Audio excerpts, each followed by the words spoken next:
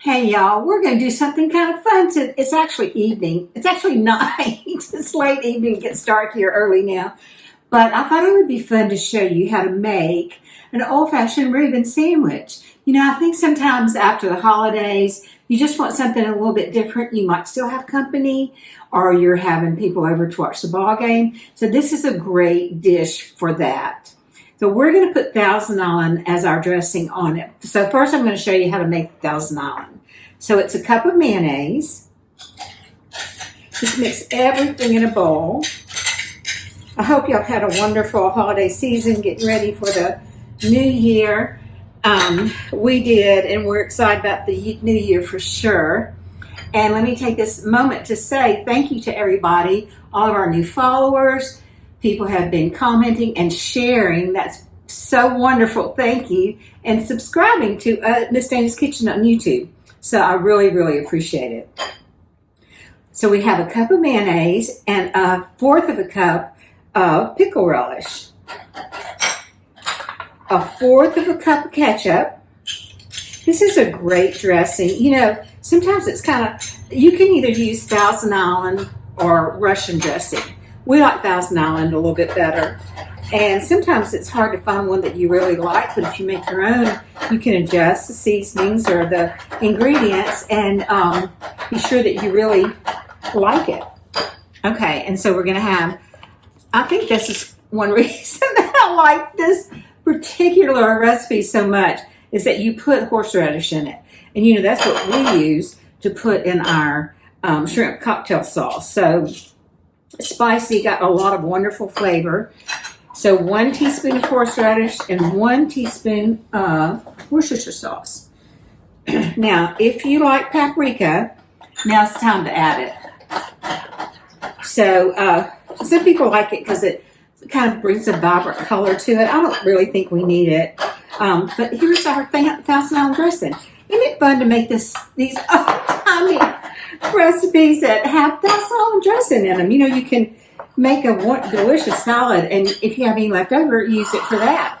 So this is how you stack it. So you take your rye bread and put it down, and then you take your Swiss cheese. Now, because this bread happened to be pretty wide, I'm going to use 2 slices of Swiss cheese.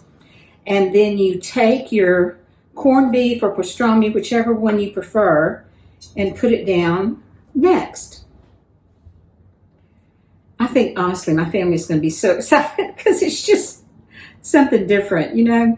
You can serve this with a bag of with some chips, and it's just so delicious. Okay, and then you're going to take, you're going to put your sauerkraut down now. I'm just going to use the spoon.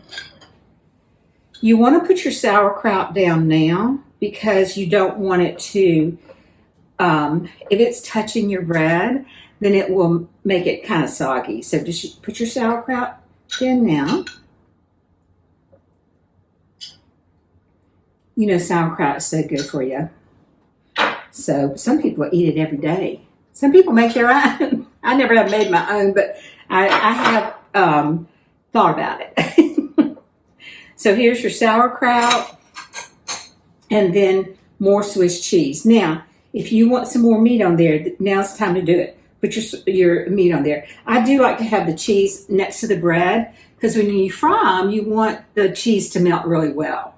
And then you take your other piece of bread and you put your dressing on it.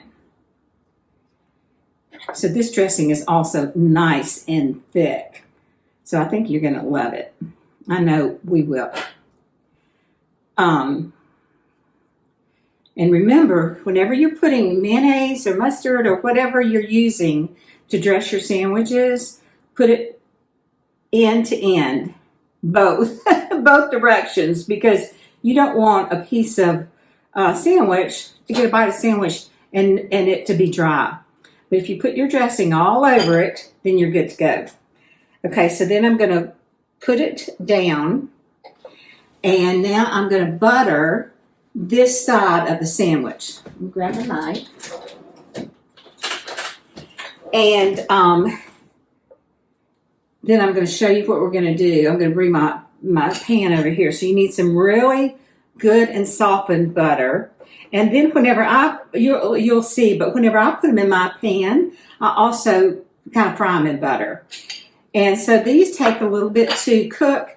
You want to cook it about 5 minutes on both sides on medium heat. You don't want to cook it too quickly, but you do want the cheese to melt, and you want the bread to kind of crisp up a little bit and be super yummy, right? Okay, so here's our sandwich made. Probably should have done that. So it's bread, cheese, meat, sauerkraut, cheese, then the top of your sandwich, the top piece of bread gets the dressing on it. Now, I've got my butter melting in this pot, and I'm gonna break away and cook it in just a minute, but I thought I'd show you. See, just kind of melting away. It's not sizzling yet because I didn't put it real hot.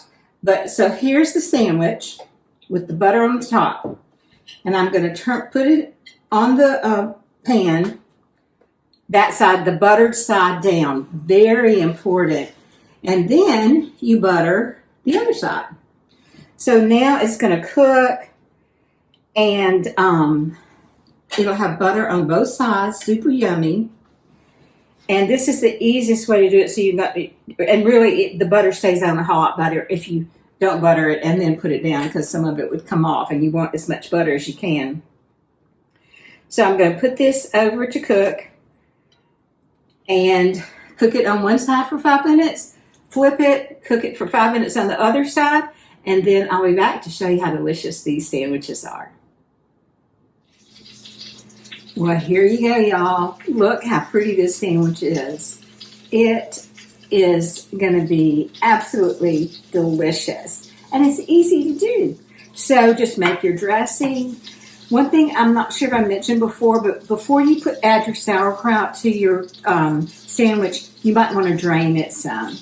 But anyway, this is going to be such a nice treat for my family tonight. Add some chips to it, your favorite beverage, and you have such a fun meal. So, thank you for joining me. Bon appetit.